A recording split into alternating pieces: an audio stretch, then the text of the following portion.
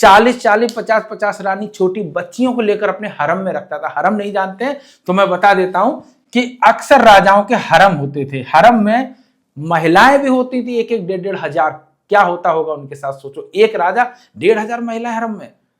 और कुछ के हरम में तो लड़के भी हैं, मतलब लड़के भी थे, सॉरी है नहीं थे, लड़के थे। सोचिएगा कितना जुल्म होता होगा इन पर, कितना जुल्म होता होगा।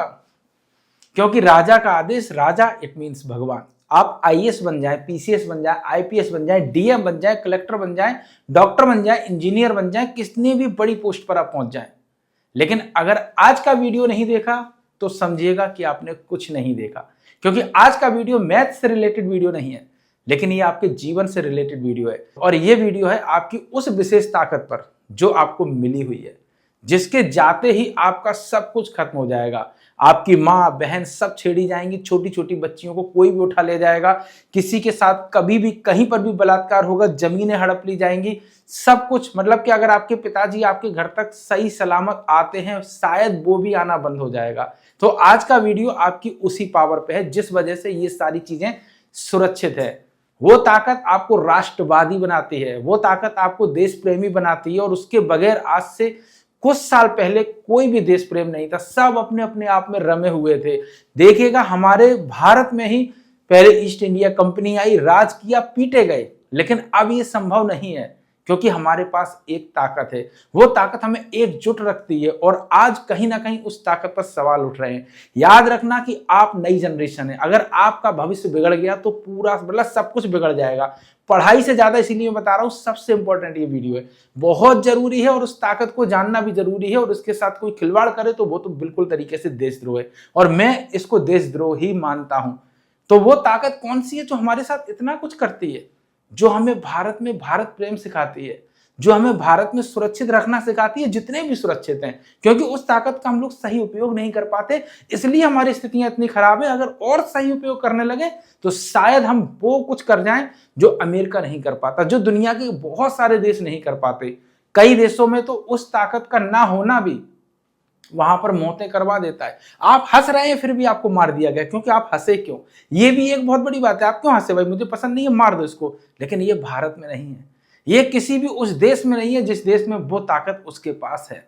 और वो ताकत हमारे हाथों से धीरे धीरे कहीं ना कहीं मतलब एक प्रश्न चिन्ह लगाती जा रही है कि क्या वो ताकत हमारे पास रहेगी भी या नहीं रहेगी। अगर आज के लोग ये सवाल नहीं उठाएंगे तो बच्चों को कैसा भविष्य मिलेगा। लेकिन वो ताकत कौन सी है जो हमें दी गई?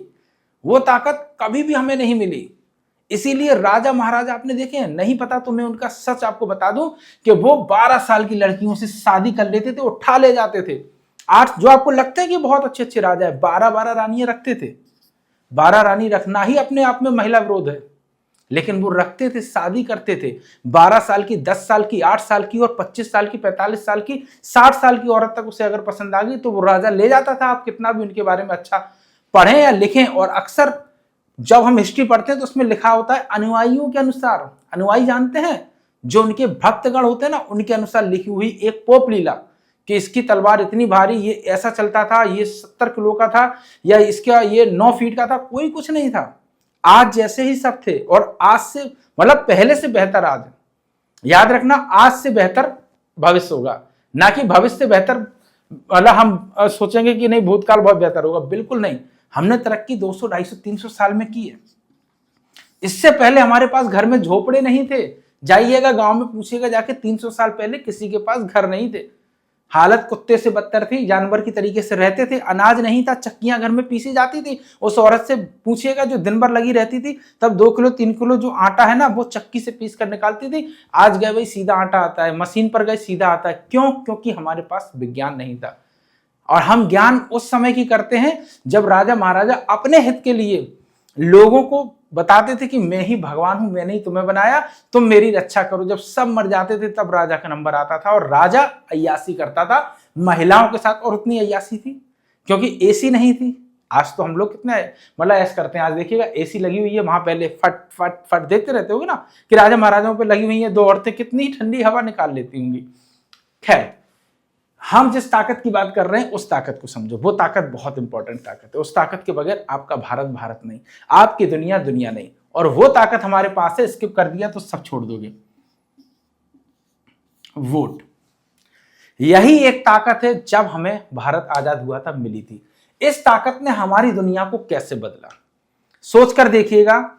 अगर किसी नेता को ये लगा, मतलब कोई बन गया, उसके पावर है भाई, उसके पास सारी मशीनरी है, पुलिस, उसके पास जितने भी फौजी हैं उन वो सारी मशीनरी है उसके पास, उसने कहा कि इसको उड़ा दो, इसके साथ बला, क्योंकि वो भी डर रहे ना, क्योंकि एक आदमी कुछ भी, जब तक आप सोचोगे ना आपको मार दिया जाएगा, तो विद्रोह दबा दिया जाएगा तुरंत। लेकिन ये वोट की पावर क्या करती है कि हमारे साथ अगर कुछ अन्याय हो रहा है तो कहीं ना कहीं मानवता सबके साथ है ना।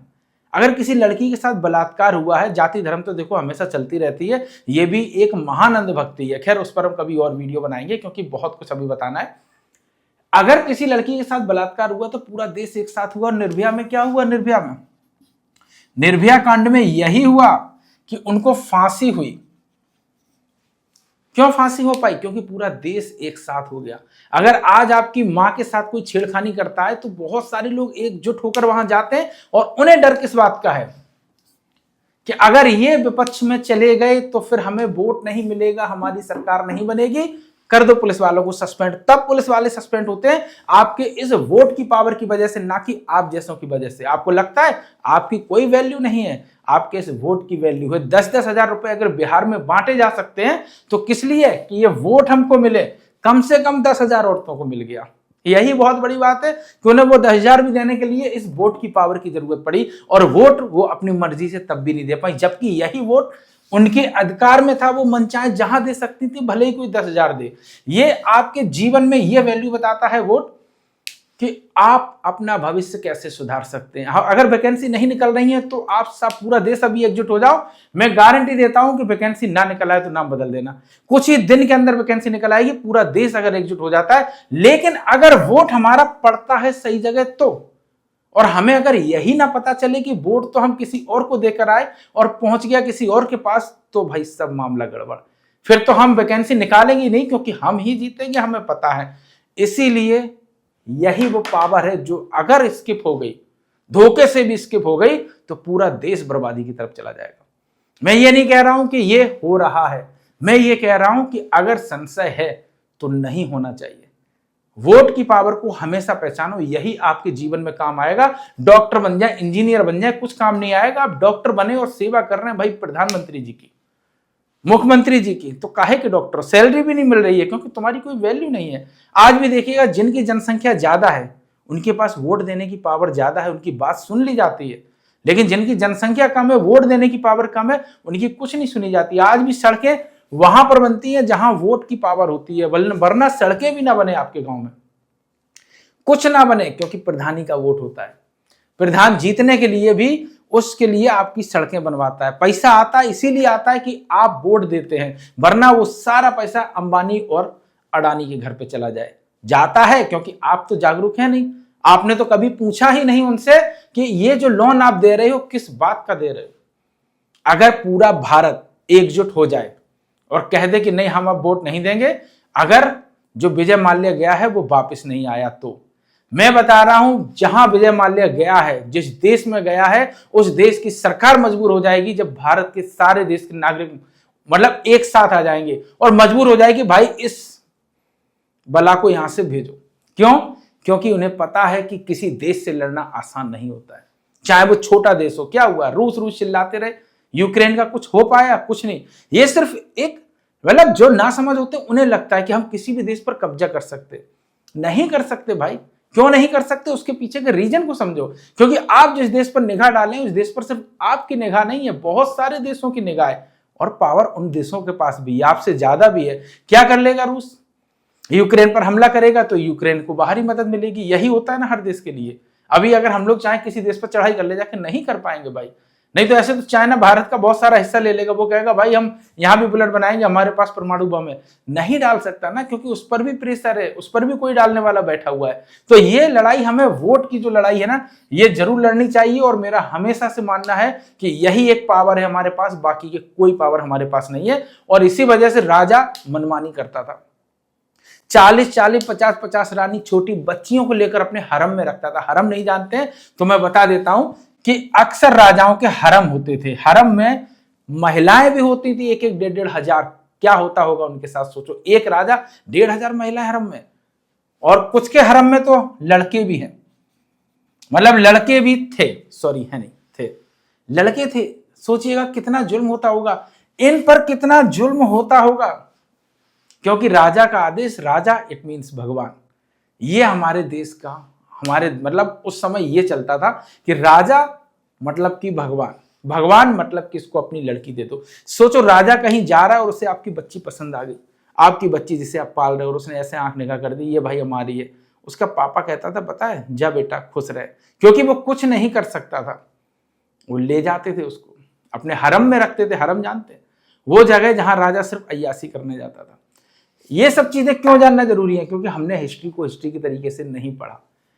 मैंने पढ़ा, मैंने जाना, मैंने इन सब चीजों को सीखा और इन सब चीजों को डीपली एनालाइज करने की कोशिश की कि वास्तव में कैसा था हमारा देश, कैसी थी हमारी दुनिया, जहां पावर वाले की सब कुछ चलती है। लेकिन आज हमारे पास वोट की पावर है तो प्रधानमंत्री को गाली देते, क्या कर लोगे तुम, हम सरकार बदल देंगे। लेकिन सरकार बदलने के लिए हमें यह भी तो जानना जरूरी है कि आज हमारा वोट सही जगह जा रहा है या नहीं जा रहा है। और एक चीज ध्यान रखना, कोई भी भगवान नहीं है, कोई भी आपका हितैषी नहीं है, सिर्फ आपके हितैषी हैं आपकी माँ, आपके बाप और आपके भाई बंधु। इसके अलावा आपका कोई भी हितैषी नहीं है, चाहे आपको कितना भी बुरा लगे या कितना भी अच्छा लगे। यही वो दो लोग हैं जो आपको दुनिया में लाते हैं, यही दो लोग हैं जो आपको दुनिया में हर चीज सिखाते हैं। तो एक प्रधानमंत्री के अपने लालच के लिए कुछ नहीं कर सकता, एक मुख्यमंत्री नहीं कर सकता, सब करेंगे। जिसको जितना मौका मिलेगा उतना करेंगे। और किसके लिए करेंगे? बच्चों के लिए। और मैंने अभी क्या वर्ड का यूज किया कि वो माँ बाप है। तो मुख्यमंत्री भी किसी का माँ बाप होगा, कोई प्रधानमंत्री होगा, मतलब किसी ना किसी फैमिली के मेंबर में कोई ना कोई होगा। और अगर ये भी नहीं हुआ तो जाति तो फिर हमारे देश में है ही, और जाति के बाद धर्म तो है ही। ये जाति धर्म क्यों एक साथ आगे बढ़ रहा है, कभी डिटेल वीडियोस बनाएंगे, बहुत कुछ बनाएंगे। बस मैं ये कहना चाहता हूं, ये वोट आपकी इज्जत है, ये वोट अगर कोई छीनता है तो वो देशद्रोह है। लड़िएगा इस वोट के अधिकार के लिए।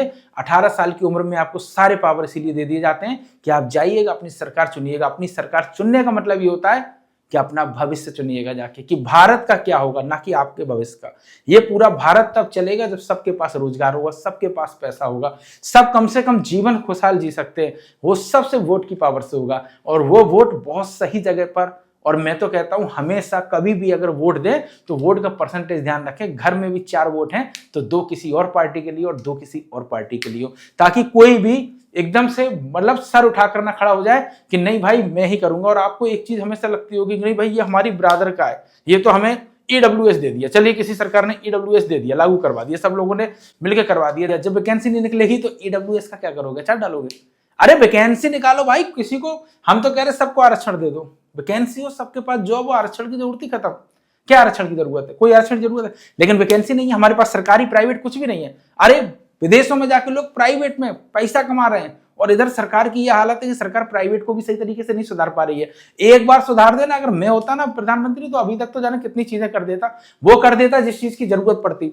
सबसे पहले तो वैकेंसियों पर ही ध्यान देता, और वैकेंसी कौन सी? जो प्राइवेट है वो। आप प्राइवेट की तैयारी करिएगा, प्राइवेट में आपको सैलरी बढ़िया मिलेगी और ऐसे निकाला नहीं जाएगा। प्राइवेट भी एज ए मतलब गारंटी होगी कि सरकारी तरीके से ही काम करेगी। अगर आपने कुछ नालायकियां नहीं की तो सारी चीजों के लिए रूल्स एंड रेगुलेशन होंगे, तो फिर हम लोगों के पास पैसा होगा ऑटोमेटिकली। ऑटोमेटिक जब हमारे पास पैसा होगा तो पैसा कहाँ होगा? पैसा होगा मार्केट में, क्योंकि हमको सैलरी मिल रही है उतनी। गबन नहीं होंगे, और जो काला धंधा है ना वो खत्म होगा। काला धंधा तभी खत्म होगा जब वो काला पैसा हम सब में बांटा जाएगा। बांटने का मतलब एज ए जॉब के रूप में। तो मेरा यही कहना है कि इस वोट को बचा लो, यही आपका भविष्य, वरना कल को आपके बच्चे नहीं बचेंगे। ये वोट बहुत सोच समझ कर दो, जहां भी देना है ये सोच कर दो कि क्या हमारा 10,000 रुपए से भला हो जाएगा, 5,000 से भला हो जाएगा, क्या हमारा 1,500 से भला हो जाएगा, या हमारा 5 किलो 10 किलो राशन से भला हो जाएगा। क्या हमने इतनी ही दुनिया देखी है या फिर इतनी ही देखना चाहते हैं? और इतनी तो कुत्ता भी देख लेता है, वो भी अपने आसपास की रोटी पर ही निर्भर रहता है। क्या उसको जीने का मतलब क्या कुत्ता ही बना रहना चाहते हैं?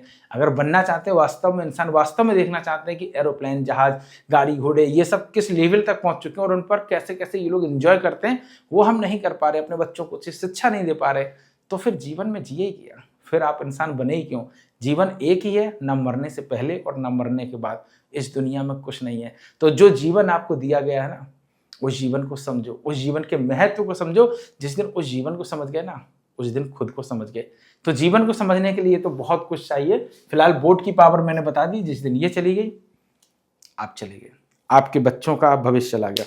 कौन किस लड़की को कहाँ छेड़ ले पता नहीं चलेगा। यही आपकी इज्जत बचाता है, यही आपको देश प्रेम सिखाता है। क्योंकि आज अगर कोई पाकिस्तानी गाली देता है तो आपको लगता है कि भारत को गाली दी है, तो आप एकजुट हो जाते हैं। पहले कोई पाकिस्तानी मतलब कोई देश गाली देता था तो लगता था इसने फलाने राजा को गाली दी, इसने ढिमा के राजा को गाली दी। वही वजह है कि देश प्रेम में सबसे बड़ा हाथ हमारे संविधान का है। तो याद रखना, ये वोट की पावर कभी नहीं जानी चाहिए।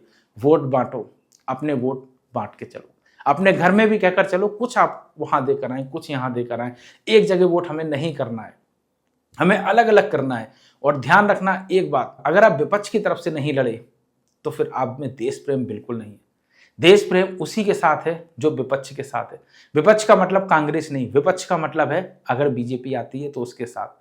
क्योंकि हमें ये राइट्स है ना कि आप कितना भी अच्छा कर रहे हैं हम उंगली करते जाए, हमारी आदत है उंगली करने की, तो तुम उस अच्छे काम को बहुत अच्छी तरीके से करोगे। लेकिन अगर हमने सवाल पूछना सब मतलब खत्म कर दिया तो तुम वो काम भी तुम अच्छा बताओगे जो काम रियलिटी में हमारे लिए अच्छा नहीं है। वैसे मैं तो बहुत सारे कानूनों पर भी बात करना चाहता हूँ। आज जितने सारे जुल्म, अगर आपको लगता है नहीं हो रहा है तो मुझे तो लगता है कि इतने जुल्म हो रहे हैं कि अपने ही एक ही घर में घरी वाली एक दूसरे पर जुल्म कर रहे हैं। तो बहुत कुछ जरूरत है। बहरहाल वोट की पावर को समझो, जानो और याद रखो, आपका भविष्य है।